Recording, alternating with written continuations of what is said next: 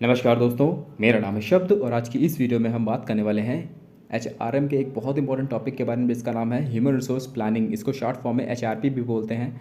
और इसके अंतर्गत हम देखेंगे कि ऑब्जेक्टिव क्या होता है एचआरपी का, प्लानिंग का ऑब्जेक्टिव क्या है। और लास्ट में हम बहुत इंपॉर्टेंट कॉन्सेप्ट एक आता है इसका, प्रोसेस। मतलब प्रोसेस के ऊपर बहुत सारे क्वेश्चंस बनते हैं आपके पेपर में। आप कहीं भी एग्जाम दे रहे हो जहाँ पर आपका ह्यूमन रिसोर्स मैनेजमेंट का एक टॉपिक होता है या यूनिट होती है या फिर एक पूरा सब्जेक्ट होता है, तो उसके लिए बहुत इंपॉर्टेंट टॉपिक है ये। तो चलिए स्टार्ट करते हैं बिना किसी देरी के। थोड़ा सा बैकग्राउंड बता दूं आपको। इससे पहले के वीडियो में हमने पढ़ा था कि एचआरएम का कॉन्सेप्ट, रोल और फंक्शंस ऑफ मैनेजमेंट के बारे में हमने देखा था, फंक्शंस ऑफ एचआरएम के बारे में हमने देखा था। अगर वो आपने वो वीडियो नहीं देखा है तो आप इस वीडियो के डिस्क्रिप्शन बॉक्स में या फिर पहले कमेंट सेक्शन में मैंने इसको पिन कर दिया है, इसकी प्लेलिस्ट बना रखी है। उस प्लेलिस्ट से आप आसानी से समझ सकते हो, ठीक है। तो प्लानिंग को थोड़ा सा समझते हैं पहले। प्लानिंग क्या होता है? जैसे आप मान लीजिए किसी चीज़ को करना चाहते हो, ठीक है। मतलब मान लीजिए आप कहीं ट्रैवल करने के लिए जाना चाहते हो, मान लीजिए गोवा ट्रिप पे जाना चाहते हो अपने दोस्तों के साथ में।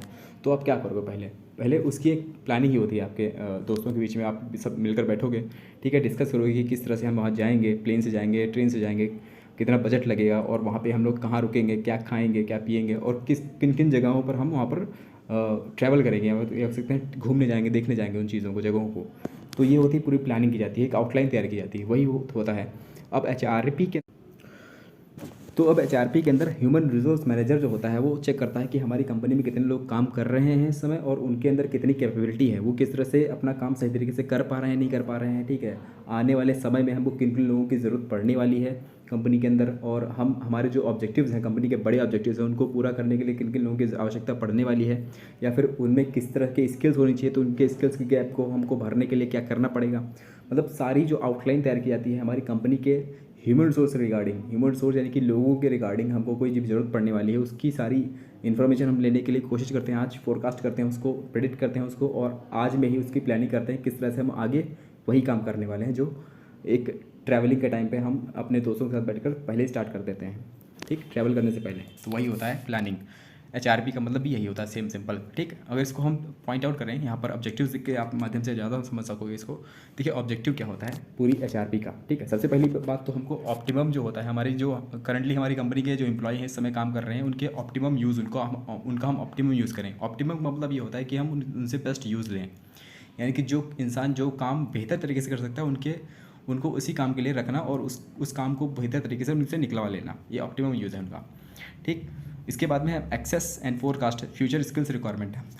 हमको फ्यूचर में किस तरह की स्किल की रिक्वायरमेंट होने वाली है उसको फोरकास्ट करना, उसको प्रेडिक्ट करना, ठीक। उसको एसेस करना, एसेस मतलब होता है इवेल्यूएट करना। उसको हम आज यही चेक कर लेते हैं कि हमको किस तरह के लोगों की ज़रूरत पड़ने वाली है।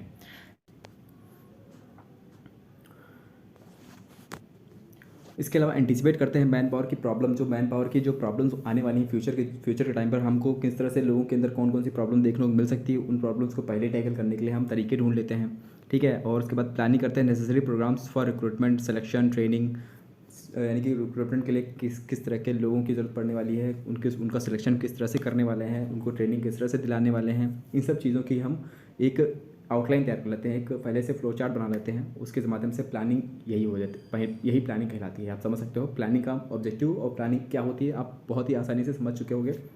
इसके बाद में हम देखने वाले हैं कि प्रोसेस क्या है, पूरी एचआरपी का प्रोसेस सबसे स्टार्ट कहाँ से होता है और कहाँ पे ख़त्म होता है, ठीक। सबसे इंपॉर्टेंट पार्ट है ये वीडियो का। सबसे बड़ी चीज़ पहले हम देख लेते हैं कि हमारी जो करंट में जो लोग काम कर रहे हैं उनके अंदर किस तरह की कैपेबिलिटीज़ हैं, वो किस तरह की नॉलेज रखते हैं, स्किल्स कितनी है उनके पास में, उनकी एबिलिटीज़ क्या क्या हैं।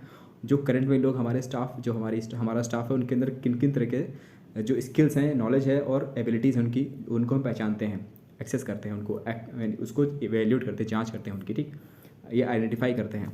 इसके बाद हम फोरकास्ट करते हैं कि हमको किस तरह के लोगों की ज़रूरत पड़ने वाली फ्यूचर में, फ्यूचर रिक्वायरमेंट देखते हैं कि हमको किस तरह के गोल पूरे करने हैं, उन गोल को पूरा करने के लिए किस तरह के एचआर यानी कि ह्यूमन रिसोर्स को हमको चाहिए, ठीक। वो रियलिस्टिक होना चाहिए, एस्टिमेशन उनका किया जाता है, ठीक है। हम देखिए एस्टिमेशन किस तरह से करते हैं कि हमको डिमांड जितनी है हमारी उतनी सप्लाई मिल जाए, ठीक है। उस तरह से रियलिस्टिक होना चाहिए, ऐसा कि नहीं कुछ भी हम मांग रहे हैं, कुछ भी किस तरह की मतलब हम सुपर हीरो नहीं मिल सकता हमको, तो हमको सुपर हीरो नहीं चाहिए, इंसान चाहिए अच्छा वाला, ठीक। इसके बाद हम गैप एनालिसिस करते हैं। मान लीजिए जो हमारे अंदर जो कंपनी में काम कर रहे हैं लोग, उनका जो स्किल गैप है वो कैसा है, उनके आज के एम्प्लॉय जो हैं वो जो फ्यूचर में होने वाले हैं उनके अंदर की स्किल्स को हम किस तरह से बढ़ा सकें, उनकी तैयारी कर लेते हैं आज ही, ठीक है।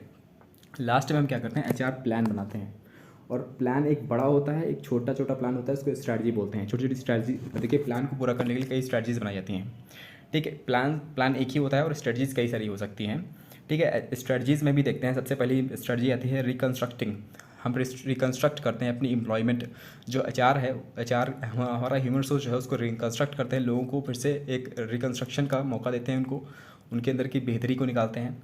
फिर ट्रेनिंग एंड डेवलपमेंट दी जाती है। रिकंस्ट्रक्शन करने के लिए हमको ट्रेनिंग और डेवलपमेंट करना पड़ता है। उनकी स्ट्रेटजी बनाई जाती है, किस तरह से हम ट्रेनिंग देंगे, किस तरह से हम डेवलपमेंट करेंगे लोगों का। ठीक है, रिक्रूटमेंट किस तरह से करेंगे उसकी स्ट्रेटजी बनाते हैं कि हम किस तरह से रिक्रूट करेंगे लोगों को। अभी हम सारे टॉपिक को पढ़ेंगे, रिक्रूटमेंट क्या होता है, सिलेक्शन क्या होता है।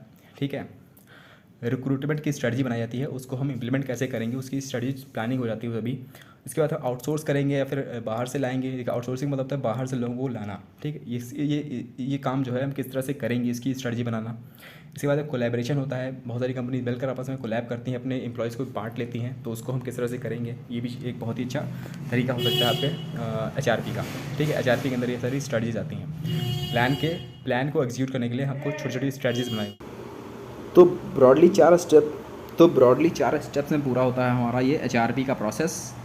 और इसके बाद चलिए, सो थैंक यू गाइस। उम्मीद करता हूँ यहाँ पर आपको कुछ जानने को मिला होगा। अगर आपको वीडियो अच्छी लगी तो प्लीज़ लाइक करिए, शेयर करिए, सब्सक्राइब करिए मेरे चैनल को। Thank you guys, God bless you all.